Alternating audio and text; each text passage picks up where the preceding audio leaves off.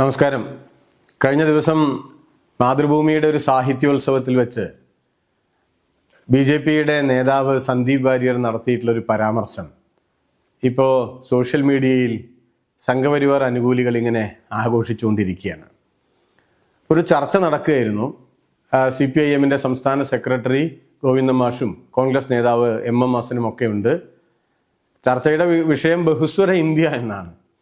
അപ്പോൾ ആ വിഷയവുമായി നേരിട്ടോ അല്ലാതെ യാതൊരു ബന്ധവുമില്ലാത്ത ഒരു പരാമർശം പൊടുന്നനെ സന്ദീപ് വാര്യർ നടത്തുകയാണ്. അതൊരു 2-3 മിനിറ്റൊക്കെ അല്ലേ വേണ്ടു. എന്താണ് പരാമർശം? ദേശാഭിമാനി പത്രം 19 കൊല്ലം മുമ്പ് തുടങ്ങിയത് ബ്രിട്ടീഷുകാരുടെ പണം കൊണ്ടാണ്. അതിൻ്റെ കാര്യം എന്താണെന്ന് വെച്ചാൽ ബ്രിട്ടീഷുകാർക്ക് അനുകൂലമായി കമ്മ്യൂണിസ്റ്റ് പാർട്ടി നിന്നതാണ് കാരണം. ബ്രിട്ടീഷുകാർക്ക് അനുകൂലമായിട്ടുള്ള വാർത്ത എഴുതാം എന്ന ഉറപ്പിൻ്റെ പുറത്ത് അവരുടെ പണം കൊണ്ടാണ് ഈ പത്രം തുടങ്ങിയത് എന്നൊരു പ്രസ്താവനയാണ്. വളരെ ആധികാരികമായിട്ടാണ്. നിങ്ങൾ പൊതുവിൽ സന്ദീപ് വാര്യരുടെ മാത്രമല്ല RSS നേതാക്കളുടെ എല്ലാം പ്രസ്താവനകളെല്ലാം ശ്രദ്ധിച്ചിട്ടുണ്ടാവും. വളരെ ആധികാരികമായി അങ്ങോട്ട് കള്ളം പറയും. ആരും ഒന്ന് പകച്ചു പോകും. കാരണം അത്രയും കോൺഫിഡൻസിലാണ് ഇതെല്ലാം പറയുക. പിറ്റേന്ന് ഫേസ്ബുക്കിൽ അദ്ദേഹം ഒരു കുറിപ്പിട്ടു. അത് ചില രേഖകളൊക്കെ ആയിട്ടാണ്. ഇതാ താൻ തെളിവുമായി വന്നിരിക്കുന്നു. അതെന്താണ് രേഖ? അന്നത്തെ കമ്മ്യൂണിസ്റ്റ് പാർട്ടിയുടെ ജനറൽ സെക്രട്ടറി ബ്രിട്ടീഷ് സർക്കാരിനോട് ഇരക്കുകയാണ്. എന്തിന്? പത്രം അച്ചടിക്കാൻ വേണ്ട കടലാസ് തരണമെന്ന് പറഞ്ഞു. തലേന്ന് അദ്ദേഹം പറഞ്ഞത് ബ്രിട്ടീഷുകാരുടെ കയ്യിൽ നിന്ന് പണം വാങ്ങിയെന്നാണ്. ഫേസ്ബുക്ക് പോസ്റ്റിലേക്ക് വന്നപ്പോഴേക്ക് പണം മാറിയിരിക്കുന്നു, കടലാസിന് വേണ്ടി ഇരന്നു എന്നാണ്. ഇരന്നു എന്ന് തന്നെയാണ് ഭാഷ. അത് സ്വാഭാവികമാണ്. അദ്ദേഹത്തിൻ്റെ പൂർവികന്മാരായിട്ടുള്ള സംഘപരിവാർ നേതാക്കൾ VD സവർക്കർ ഉൾപ്പെടെ ബ്രിട്ടീഷുകാരുടെ ദയയ്ക്ക് വേണ്ടി അക്ഷരാർത്ഥത്തിൽ ഇരന്നതിൻ്റെ എത്രയോ തെളിവുകൾ നമ്മുടെ മുമ്പിലുണ്ട്. തങ്ങൾക്ക് ശീലമുള്ള അക്കാര്യം തന്നെയാണ് ലോകത്തിൽ എല്ലാവരും ചെയ്യുക എന്ന് സ്വാഭാവികമായും പുതിയ തലമുറയിലെ ഒരു സംഘപരിവാർ നേതാവ് കരുതിയാൽ അദ്ദേഹത്തെ തെറ്റു പറയാൻ പറ്റില്ല. എന്താണ് വസ്തുത? ദേശാഭിമാനി പത്രത്തിൻ്റെ മുൻഗാമി കോൺഗ്രസ് സോഷ്യലിസ്റ്റ് പാർട്ടിയുടെ മുഖപത്രമായിട്ടുള്ള പ്രഭാതമാണ്. അത് ദിനപത്രമായിരുന്നില്ല, ഷൊർണൂരിൽ നിന്നാണ് അച്ചടിച്ചിരുന്നത്. 1942 ദേശാഭിമാനി വരുന്നത്. അത് വാരികയായിട്ടായിരുന്നു. 46 കോഴിക്കോട്ട് നിന്ന് ദിനപത്രമായി അച്ചടിക്കാൻ തുടങ്ങി. ഇദ്ദേഹം എന്താണ് പറഞ്ഞത്? ബ്രിട്ടീഷുകാരുടെ കയ്യിൽ നിന്ന് പണം വാങ്ങി എന്ന് ആദ്യം പറഞ്ഞു, പിന്നീട് കടലാസ് വാങ്ങിക്കാൻ ഇരുന്നു എന്നാണ്. ഒരു കത്ത് ഇങ്ങനെ കാണിക്കുകയാണ്. അത് നല്ല ക്ലിയർ ആയിട്ടൊന്നും ഉണ്ടാവില്ല, നിങ്ങൾ പലരും കണ്ടു കാണും. അക്ഷരങ്ങളൊന്നും അത്ര ക്ലിയർ അല്ല. പക്ഷെ ആ കത്തിലെ വർഷവും തീയതിയും അദ്ദേഹം മറച്ചു വെച്ചു. 1944 ജൂൺ 28 എന്നാണ് അതിലെ വർഷം തീയതി. എന്ന് വെച്ചാലോ 42 ദേശാഭിമാനി വാരികയായി ആരംഭിച്ച് കഷ്ടി 2 കൊല്ലം കഴിഞ്ഞിട്ടാണ്. അപ്പൊ ആദ്യത്തെ ഈ 2 കൊല്ലം ബ്രിട്ടീഷുകാരുടെ കയ്യിൽ നിന്ന് പണം വാങ്ങിയില്ലോ? അതെങ്ങനെയാണ് നടത്തിയത്? അതെങ്ങനെയാണ് തുടങ്ങിയത്? ഇതിനൊന്നും ഉത്തരമില്ല. യഥാർത്ഥത്തിൽ സന്ദീപ് വാര്യർ പറയുന്നത് പോലെയല്ല കാര്യങ്ങൾ. നമ്മൾ ചരിത്രത്തെ അതിൻ്റെ ശരിയായ അർത്ഥത്തിൽ മനസ്സിലാക്കേണ്ടതായിട്ടുണ്ട്. സംഘപരിവാറിൻ്റെ വളരെ വളരെ വൃത്തികെട്ട ഒരു സമീപനം എന്ന് പറയുന്നത് ഇന്നത്തെ ആവശ്യങ്ങൾ ചരിത്രത്തിൽ നിക്ഷേപിക്കുക, ചരിത്രത്തിൽ ആരോപിക്കുക എന്നുള്ളതാണ്. ഇന്ന് അവർക്ക് കമ്മ്യൂണിസ്റ്റ് പാർട്ടിയെ പലതരത്തിൽ താറടിച്ച് കാണിക്കേണ്ടതുണ്ട്. അതുകൊണ്ട് അക്കാര്യം ചരിത്രത്തിൽ കൊണ്ടുപോയി ആരോപിക്കും. അന്നും ഇങ്ങനെ തന്നെയാണ് എന്ന് പറയും. എന്താണ് ഇവിടെ കാര്യം? ആർക്കാണ് കത്തയച്ചത്? കമ്മ്യൂണിസ്റ്റ് പാർട്ടിയുടെ ജനറൽ സെക്രട്ടറി കൽക്കത്തയിലുള്ള പേപ്പർ കൺട്രോളർക്കാണ്. അതെന്താണ് അങ്ങനെ കത്തയക്കാൻ കാരണം? 1942 പേപ്പർ കൺട്രോൾ കരാർ പ്രകാരം അന്നത്തെ മാധ്യമങ്ങൾക്ക് അച്ചടിക്കാൻ കടലാസ് നൽകേണ്ടത് സർക്കാരാണ്. 2024 ദേശാഭിമാനിയോ ജനയുഗമോ അല്ലെങ്കിൽ ജന്മഭൂമിയോ മനോരമയോ മാതൃഭൂമിയോ അച്ചടിക്കുന്ന സമയത്ത് പേപ്പർ കളക്ട് ചെയ്യുന്നത് പോലെയല്ല 1944 42 അത് വേറൊരു കാലമാണ്. അന്നത്തെ ഒരു രീതിയാണ്. ആ രീതി അനുസരിച്ച് സർക്കാർ നൽകണം, ആർക്കും അടിക്കാൻ. അതിനുള്ള ഒരു അപേക്ഷയാണ് വാസ്തവത്തിൽ കമ്മ്യൂണിസ്റ്റ് പാർട്ടിയുടെ ജനറൽ സെക്രട്ടറി നൽകിയത്. അതിനെയാണ് ഈ വിധം വാര്യർ മാറ്റിമറിച്ച് ചിത്രീകരിച്ചത്. യഥാർത്ഥത്തിൽ അദ്ദേഹത്തിൻ്റെ ഉദ്ദേശം വിജയിച്ചു എന്നാണ് ഞാൻ പറയുക. എന്തായിരുന്നു ഉദ്ദേശം? അദ്ദേഹം ഒരു ഫയർ ബ്രാൻഡ് നേതാവായി സംഘികൾക്കിടയിൽ വന്നിട്ടുള്ള ഒരാളാണ്. ഇടയ്ക്ക് പല ആരോപണങ്ങളും വന്നൊന്ന് സെറ്റ് ബാക്കായി, ഒന്ന് പിറകിലേക്ക് പോയി. ആ സമയത്ത് കേരളത്തിലെ കമ്മ്യൂണിസ്റ്റ് വിരുദ്ധ മേഖലയിൽ വലിയ സ്വാധീനമുണ്ടാക്കാനും തൻ്റെ സാന്നിധ്യം ഉറപ്പിക്കാനും അദ്ദേഹം നടത്തിയിട്ടുള്ള ഒരു ചെപ്പിടി വിദ്യയായി ഈ കള്ളപ്രചരണത്തെ നാം യഥാർത്ഥത്തിൽ മനസ്സിലാക്കേണ്ടതാണ്. അദ്ദേഹം ഈ കാര്യം തൻ്റെ ഫേസ്ബുക്ക് കുറിപ്പിലൂടെയാണ് ലോകത്തെ അറിയിച്ചതെങ്കിലോ വലിയ കണ്ടെത്തലാണല്ലോ. അറിയിക്കുക ഇൻവെർട്ടഡ് കോമയിലാണ്. ലോകത്തെ അറിയിച്ചതെങ്കിലോ അതാരും മൈൻഡാക്കില്ല. പക്ഷേ ഇത് മാതൃഭൂമിയുടെ സാഹിത്യോത്സവമാണ്. CPIM-ന്റെ ജനറൽ സെക്രട്ടറി ഉൾപ്പെടെയുള്ള നേതാക്കൾ ഇരിക്കുന്നൊരു വേദിയാണ്. അവിടെ വെച്ച് ഒരടിസ്ഥാനവുമില്ലാത്ത കാര്യം ആത്മവിശ്വാസത്തോടെ പറഞ്ഞാൽ അതിന് കമ്മ്യൂണിസ്റ്റ് വിരുദ്ധ ചേരിയിൽ ലഭിക്കാനിടയുള്ള സ്വീകാര്യതയെപ്പറ്റി സന്ദീപ് വാര്യർക്ക് നല്ല ബോധ്യമുണ്ട്. ഇവരുടെ ഒരു സ്ഥിരം പരിപാടി എങ്ങനെയെന്നറിയോ? പണ്ട് ബർട്രൻ റസൽ പറഞ്ഞതുപോലെയാണ്. ഞാൻ അങ്ങോട്ട് പറയാണ്, സൂര്യന് ചുറ്റും ഒരു ചായക്കോപ്പ കടന്ന് കറങ്ങുന്നുണ്ട്. ഇത് പറഞ്ഞ് ഞാൻ വീട്ടിൽ പോയി കേട്ടോ. പിന്നെ ചായക്കോപ്പ കറങ്ങുന്നില്ല എന്ന് ആര് സ്ഥാപിക്കണം? നിങ്ങൾ സ്ഥാപിക്കണം എന്നതുപോലെയാണ്. എന്തെങ്കിലും അങ്ങ് പറയും, അതിനെന്തെങ്കിലും ചില രേഖകളൊക്കെ അങ്ങ് കാണിക്കും. അപ്പൊ കേൾക്കുന്നവർ കാണുന്നവർ വലിയ തോതിൽ അമ്പരന്നു പോകും. പിന്നെ ഒന്നും പറയില്ല, അതങ്ങ് വിട്ടുപോകും. ഈ സ്ഥിരം പരിപാടിയാണ് അദ്ദേഹം കാണിച്ചത്. 1943 കമ്മ്യൂണിസ്റ്റ് പാർട്ടിയുടെ ഒന്നാമത്തെ കോൺഗ്രസ് എന്ന് പറഞ്ഞ അഖിലേന്ത്യാ സമ്മേളനം എന്നാണ് അർത്ഥം. അന്ന് തൊട്ടേ കോൺഗ്രസുമായിട്ട് എന്നൊന്നും പറഞ്ഞു വന്നേക്കരുത്, അങ്ങനെയൊക്കെ ആണല്ലോ ഇപ്പോഴത്തെ വ്യാഖ്യാനങ്ങൾ. ബോംബെയിൽ വെച്ചാണ് ഒന്നാം കോൺഗ്രസ് നടക്കുന്നത്.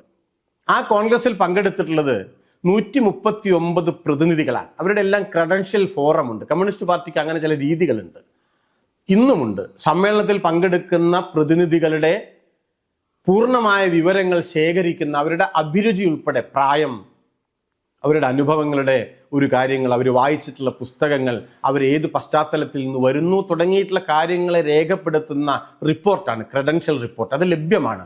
139 പേർ. ഈ 139 പേരും ചേർന്ന് അനുഭവിച്ച ജയിൽവാസം, ആ വർഷത്തിന്റെ കണക്ക് കേട്ടാൽ സന്ദീപ് വാര്യരുടെ തല കറങ്ങിപ്പോകും. 411 വർഷമാണ്.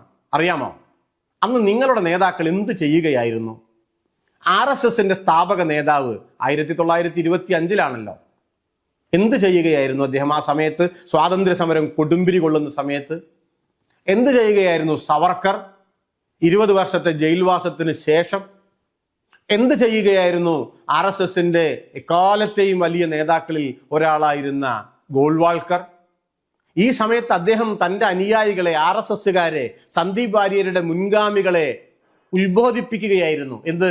ബ്രിട്ടീഷുകാരോട് സമരം ചെയ്ത് സമയം കളയരുത്, ജീവിതം കളയരുത്, മെനക്കെടണ്ട.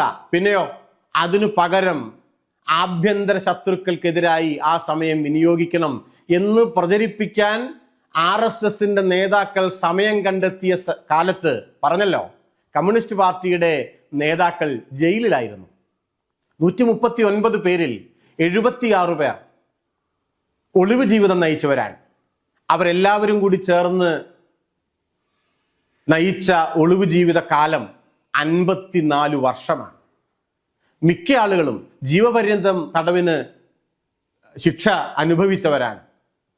നിങ്ങൾക്കൊരു സംഘപരിവാർ നേതാവിൻ്റെ ഒരാഴ്ച കാലത്തെ ജയിൽവാസത്തെ പറ്റി പറയാനാവില്ല. ആകെ പറയാൻ പറ്റുക സവർക്കറുടെ കാലമാണ്. അതേപ്പറ്റി പിന്നീട് പറയാം.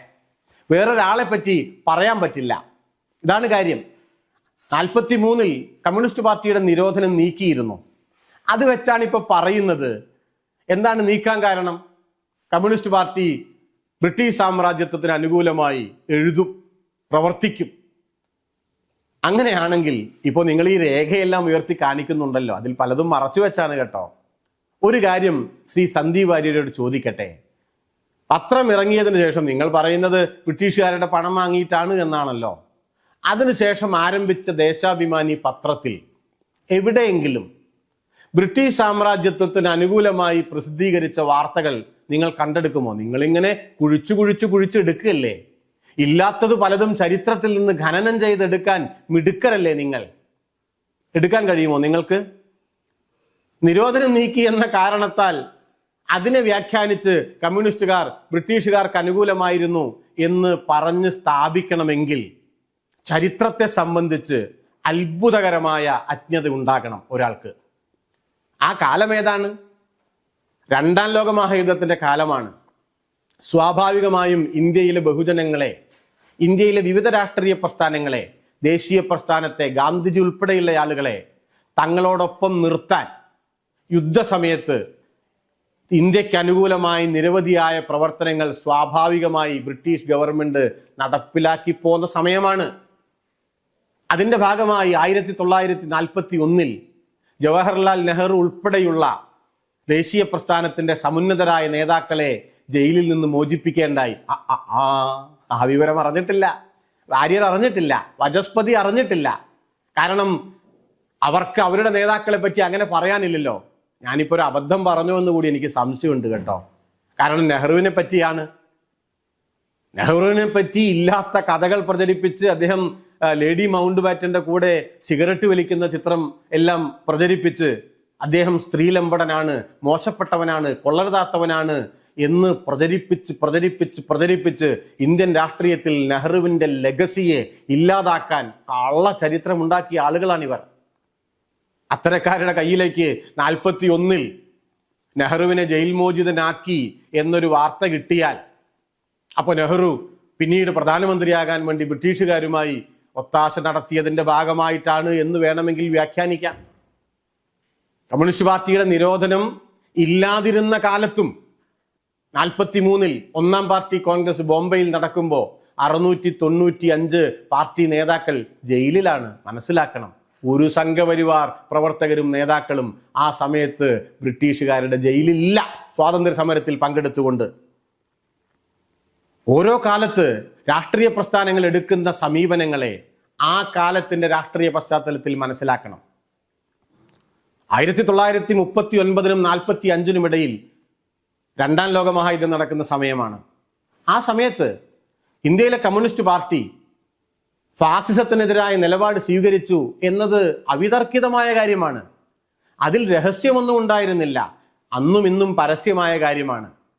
ആ കാര്യം ഇന്ത്യയിലെ ജനങ്ങളെ വേണ്ടതുപോലെ ബോധ്യപ്പെടുത്താൻ കമ്മ്യൂണിസ്റ്റ് പാർട്ടിക്ക് സാധിച്ചിട്ടില്ല എന്ന് 48, 50, 55 കാലത്തെല്ലാം തന്നെ പാർട്ടി തുറന്നു പറഞ്ഞിട്ടുള്ളൊരു കാര്യമാണ്. നിലപാട് ശരിയായിരുന്നു, പക്ഷെ അക്കാര്യം ജനങ്ങളെ ബോധ്യപ്പെടുത്താൻ സാധിച്ചില്ല. ഞാനൊരു കാര്യം ചോദിക്കട്ടെ, ഒരു ദീർഘകാലത്തെ സമരം നടക്കുമ്പോൾ, യുദ്ധം നടക്കുമ്പോൾ അതിൽ ചില ഒത്തുതീർപ്പുകൾ ഉണ്ടാവില്ലേ? ഒന്നാം ലോകമഹായുദ്ധത്തിന്റെ കാലത്ത് ഗാന്ധിജിയും ദേശീയ പ്രസ്ഥാനവും ബ്രിട്ടനെ അനുകൂലിച്ചില്ലേ? അതുകൊണ്ട് അവർ ബ്രിട്ടീഷുകാർക്ക് അനുകൂലമാണ് എന്നുണ്ടോ? ദേശീയ പ്രസ്ഥാനത്തിലെ വിവിധ രാഷ്ട്രീയ പ്രസ്ഥാനങ്ങൾ വ്യത്യസ്തമായ സമരങ്ങൾ നടത്തിയപ്പോൾ, ബ്രിട്ടീഷുകാർക്കെതിരായി നടത്തിയപ്പോൾ എല്ലാവരും അതിനെ പിന്തുണച്ചിട്ടുണ്ടോ? ഭഗത് സിംഗിന്റെയും കൂട്ടരുടെയും നേതൃത്വത്തിൽ നടന്നിട്ടുള്ള സമരങ്ങളെ, അവരുടെ സമീപനത്തെ ഗാന്ധിജി അംഗീകരിച്ചിട്ടുണ്ടോ? ക്വിറ്റ് ഇന്ത്യ സമരത്തിൽ കമ്മ്യൂണിസ്റ്റുകാർ പങ്കെടുത്തില്ല എന്നുള്ളതാണല്ലോ. കമ്മ്യൂണിസ്റ്റുകാർ മാത്രമല്ല, കോൺഗ്രസിന് വെളിയിൽ ദേശീയ പ്രസ്ഥാനത്തിനകത്തുള്ള നിരവധിയായ പ്രസ്ഥാനങ്ങൾ ആ സമരത്തെ അംഗീകരിച്ചിട്ടില്ല. കമ്മ്യൂണിസ്റ്റ് പാർട്ടിയുമില്ല. അതിന് കമ്മ്യൂണിസ്റ്റ് പാർട്ടിക്ക് അതിൻ്റെതായ കാരണങ്ങൾ ഉണ്ടായിരുന്നു. ആ കാരണങ്ങൾ ശരിയായിരുന്നു, പക്ഷെ ആ കാര്യം ജനങ്ങളെ ബോധ്യപ്പെടുത്താൻ സാധിച്ചില്ല. അന്നൊരു കാര്യം തീരുമാനിക്കുമ്പോൾ 2024 ഇതാ ഇങ്ങനെ ചില ആൾക്കാർ വരും, ഹിന്ദുത്വം ഇത്തരം പ്രചരണങ്ങൾ നടത്തും, അതുകൊണ്ട് ആ കാലത്തൊരു പ്രൊട്ടക്ഷൻ ഉണ്ടാവാൻ ഇങ്ങനെ ഒരു സമീപനം എടുക്കേണ്ടതാണ് എന്ന് പറയാൻ പറ്റുമോ? കമ്മ്യൂണിസ്റ്റ് പാർട്ടിയുടെ നിരോധനം നീക്കുമ്പോൾ വേണ്ട നിങ്ങൾ നിരോധനം ഒന്നും നീക്കണ്ട, കാരണം 2024 വരുമ്പോൾ ഒരു സന്ദീപ് വാര്യർ വരാനിടയുണ്ട്, അല്ലെങ്കിൽ ഒരു സന്ദീപ് വാചസ്പതി വരാനിടയുണ്ട്, അവർ ചരിത്രത്തെ വ്യാഖ്യാനിച്ച് ഇങ്ങനെ കമ്മ്യൂണിസ്റ്റ് പാർട്ടിയുടെ നിരോധനം നീക്കിയത് നിങ്ങളുമായി ഞങ്ങൾ സന്ധിയിലാണ് എന്ന് പറഞ്ഞു പരത്തും എന്ന് പറഞ്ഞ് നിരോധനം നീക്കേണ്ടതില്ല എന്ന് പറയോ? ജയിലിൽ നിന്ന് വിടുമ്പോ അങ്ങനെ വിടണ്ട എന്ന് നെഹ്റു പറയോ? പറയില്ല. ഇവർക്ക് ഇതൊന്നും അറിയില്ലെന്നേ. കാരണം ഇന്ത്യ രൂപപ്പെട്ട സമയത്ത് അതിൻ്റെ 7 അയലത്ത് പോലും വരാത്തവരാണിവർ. 1946 ബോംബെയിലെ നാവിക കലാപം. ക്വിറ്റ് ഇന്ത്യ സമരത്തിന് ശേഷമാണ് 1500ഓളം നാവികന്മാർ ബ്രിട്ടീഷുകാർക്കെതിരായി സമരം ചെയ്തു. കോൺഗ്രസ് എന്നെ പിന്തുണച്ചോ? ആ സമരത്തെ അടിച്ചമർത്തി. കോൺഗ്രസ് എന്നെ പിന്തുണച്ചില്ല എന്നുള്ളത് കൊണ്ട് ഗാന്ധി, നെഹ്റു ബ്രിട്ടീഷുകാരുടെ അനുകൂലികളാണ് എന്ന് പറയാൻ പറ്റുമോ? കമ്മ്യൂണിസ്റ്റ് പാർട്ടിക്കെതിരായി വളരെ സംഘടിതമായി ഇത്തരമൊരു പ്രൊപ്പഗാൻഡ അടിച്ചിറക്കിയതാണ്. അതിന് ഇന്ത്യയിലെ വിശാല വലതുപക്ഷത്തിനാകെ നേതൃത്വമുണ്ട്. അവർക്കതിൽ താല്പര്യമുള്ള കാര്യമാണ്. കാരണം പ്രതിസ്ഥാനത്ത് കമ്മ്യൂണിസ്റ്റ് പാർട്ടി ഒഴിഞ്ഞു കിട്ടുകയല്ലേ. അതുകൊണ്ടാണ് ദേശാഭിമാനി പത്രം തുടങ്ങിയത് ഈ നാട്ടിലെ സാധാരണ മനുഷ്യന്റെ പണം ഉപയോഗിച്ചുകൊണ്ടാണ്. അന്നും ഇന്നും അങ്ങനെ തന്നെയാണ്. 64 CPIM ഉണ്ടായപ്പോൾ AKGയുടെ EMSന്റെ എല്ലാം നേതൃത്വത്തിൽ ഇന്ത്യക്കകത്തും പുറത്തുമുള്ള മലയാളികളുടെ കയ്യിൽ നിന്ന്, കമ്മ്യൂണിസ്റ്റ് പ്രസ്ഥാനത്തെ സ്നേഹിക്കുന്ന മനുഷ്യരുടെ കയ്യിൽ നിന്ന് ചെറുതും വലുതുമായ പണം ഞങ്ങൾ സ്വരൂപിച്ചിട്ടുണ്ട്. EMS അദ്ദേഹത്തിൻ്റെ കുടുംബ ഓഹരിയായി കിട്ടിയ സമ്പാദ്യം മുഴുവൻ വിറ്റ് അത് ദേശാഭിമാനിക്ക് കൊടുത്ത കഥ പ്രസിദ്ധമാണ്, എല്ലാവർക്കും അറിയാം. കണ്ണൂരിലെ ഒരു സാധാരണ തൊഴിലാളി സ്ത്രീയായിട്ടുള്ള പാലോറ മാതയുടെ ഒരു അനുഭവമുണ്ട്. അവർക്ക് ആകെ ഉണ്ടായിരുന്ന ഒരു ആടിനെ അവർ വിറ്റ് ആ പണം ദേശാഭിമാനിക്ക് കൊടുത്തു. ഞങ്ങൾ ബക്കറ്റ് കളക്ഷൻ നടത്തുന്നതിനെയൊക്കെ സാധാരണ കോൺഗ്രസും BJPയും ഒക്കെ പരിഹസിക്കാറുണ്ട്. ശരിയാണ്, ദേശാഭിമാനിയുടെ വിവിധ എഡിഷനുകൾ ആരംഭിക്കാൻ ബക്കറ്റ് എടുത്ത് പിരിവ് നടത്തിയിട്ടുണ്ട്. ആ ബക്കറ്റിൽ സന്ദീപ് വാര്യർ 5 രൂപ ഇട്ടിട്ടില്ലല്ലോ. അല്ലെങ്കിൽ ഈ പറയുന്ന ആരെങ്കിലും ഒരു 10 100 രൂപ കൊണ്ടുവന്നിട്ടോ? ഇല്ല. ആരാണ് ആ ബക്കറ്റിൽ പണം നിക്ഷേപിച്ചിട്ടുള്ളത്? നമ്മുടെ നാട്ടിലെ സാധാരണ മനുഷ്യർ. ഞങ്ങളിങ്ങനെ ഈ ബക്കറ്റുമായി പുതിയൊരു എഡീഷൻ ഇതാ തുടങ്ങാൻ പോവുകയാണ്, അതുകൊണ്ട് ഞങ്ങൾക്ക് പണം തരണം എന്ന് പറയുമ്പോൾ ഒരു പാടത്തിൻ്റെ വരമ്പിലൂടെ പോവുകയാണെന്ന് വിചാരിക്കുക. അവിടെ തൊഴിലാളികൾ, നൂറുകണക്കിന് ആളുകൾ ഞാറ് നടുകയോ എന്തെങ്കിലും ചെയ്യുന്നുണ്ടാകും എന്ന് കരുതുക. സ്വാഭാവികമാണല്ലോ, അങ്ങനെയൊക്കെയല്ലേ നാട്ടിൻപുറത്തെ ജീവിതം. ഈ തൊഴിലാളി ഈ പാടത്ത് നിന്ന് കയറി വന്ന് അയാളുടെ കയ്യിലെ ചേറ് ആ ചെളിവെള്ളത്തിൽ തന്നെ കഴുകി അരയിലെ മുണ്ടിന്റെ കോന്തലയിൽ മടക്കി വെച്ച 10, 20, 50, 100 രൂപയുടെ നോട്ട് ഈ ബക്കറ്റിൽ നിക്ഷേപിച്ചിട്ടുണ്ട്. നേരത്തെ പാലോറ മാതയുടെ കാര്യം പറഞ്ഞില്ലേ, അവരുടെ പണമുണ്ട്. അതുകൊണ്ട് നിങ്ങൾ ദേശാഭിമാനി പത്രത്തെ ഒന്നും മണത്ത് നോക്കിയാൽ, ഞാനൊരു ആലങ്കാരികമായി പറയുകയാണ് കേട്ടോ, പത്രം മണക്കേണ്ട കാര്യമുണ്ടോ ചോദിച്ചു ഇനി വന്നേക്കരുതേ, ഒന്ന് മണത്ത് നോക്കൂ നിങ്ങൾ. അതിൽ പാലോറ മാതയുടെ ആടിൻ്റെ ചൂരുണ്ടാവും. ആ പത്രത്തിന് ഞാൻ നേരത്തെ പറഞ്ഞ ചേറിൽ നിന്ന് കയറി വന്ന് തൻ്റെ മടിക്കുത്തിലെ 10 രൂപ നിക്ഷേപിച്ച ആ കർഷകന്റെ വിയർപ്പുണ്ടല്ലോ, ആ വിയർപ്പിന്റെ മണമുണ്ടാവും. അതുകൊണ്ട് നാം മനസ്സിലാക്കേണ്ടുന്ന ഒരു കാര്യം, ഈ മട്ടിൽ ഇല്ലാ കഥകൾ പ്രചരിപ്പിച്ച് കമ്മ്യൂണിസ്റ്റ് പ്രസ്ഥാനത്തെ, അതിൻ്റെ വലിയ ലെഗസിയെ ഇല്ലായ്മ ചെയ്യാൻ സംഘപരിവാർ ഇപ്പോൾ ശ്രമിക്കുന്നതിൻ്റെ പിറകിൽ ഒരു കാര്യമുള്ളൂ. ഈ ആധുനിക ഇന്ത്യ രൂപപ്പെട്ട കാലത്ത് ആ ഇന്ത്യ രൂപപ്പെടാനിടയായ പ്രക്ഷോഭങ്ങളുടെ, സാമ്രാജ്യവിരുദ്ധ സമരങ്ങളുടെ പരിസരത്ത് പോലും വരാത്ത ആളുകളാണവർ. സ്വാഭാവികമായും ആ സമരത്തിൽ നിന്ന് ഉരുവം കൊണ്ട ഇന്ത്യൻ ദേശീയതയുടെ എതിർഭാഗത്താണ് അവരുടെ നിൽപ്പ്. സ്വാതന്ത്ര്യം, ജനാധിപത്യം, സോഷ്യലിസം, തുല്യത, നീതി, സെക്കുലറിസം തുടങ്ങിയ എല്ലാ ആശയങ്ങൾക്കും എതിർഭാഗത്താണ് അവരുടെ നിൽപ്പ്. ഈ സ്വാതന്ത്ര്യ സമരത്തെ അവരുടെ നേതാക്കൾ ഒറ്റുകൊടുത്തതിൻ്റെ, വഞ്ചിച്ചതിൻ്റെ എത്രയോ ഉദാഹരണങ്ങൾ നമുക്ക് ലഭ്യമാണ്. അത്തരമൊരു പശ്ചാത്തലത്തിൽ ഞങ്ങൾ മാത്രമല്ല നിങ്ങളും അതേപടിയാണ് എന്ന് വരുത്തി തീർക്കാനുള്ള വലിയ പരിശ്രമത്തിൻ്റെ ഭാഗമായി സന്ദീപ് വാര്യരുടെ ഈ ശ്രമത്തെ നാം കാണണം. ഗോഡ്സെ എന്ത് തെറ്റാണ് ചെയ്തത്? ഗാന്ധിയെ ചെറുതായി ഒന്ന് വെടിവെച്ചു കൊന്നു എന്ന് പറഞ്ഞ മഹാനാണ് ഇദ്ദേഹം. മുസ്ലിങ്ങളുടെ കഴുത്തിൽ ടയർ തൂക്കിയിട്ട് പച്ചയ്ക്ക് കത്തിക്കണം എന്ന് FB പോസ്റ്റ് ഇട്ട മനുഷ്യനാണ്. അയാൾക്ക് എന്തും പറയാൻ കേട്ടോ. കല്ല് വെച്ച കള്ളങ്ങൾ, അപരിഷ്കൃതമായ കാര്യങ്ങൾ, ആധുനിക ലോകം അംഗീകരിക്കാത്ത ജനാധിപത്യ വിരുദ്ധമായ, മനുഷ്യവിരുദ്ധമായ കാര്യങ്ങൾ ആത്മവിശ്വാസത്തോടെ പറയണമെങ്കിൽ തീർച്ചയായും ഈ കാലത്ത് നിങ്ങളൊരു സംഘിയായിരിക്കണം എന്നതിൻ്റെ ഒടുവിലത്തെ ഉദാഹരണമാണ് സന്ദീപ് വാര്യരുടെ ഒടുക്കത്തെ പച്ചക്കള്ളം ദേശാഭിമാനിയെക്കുറിച്ച് എന്ന് നാം മനസ്സിലാക്കണം.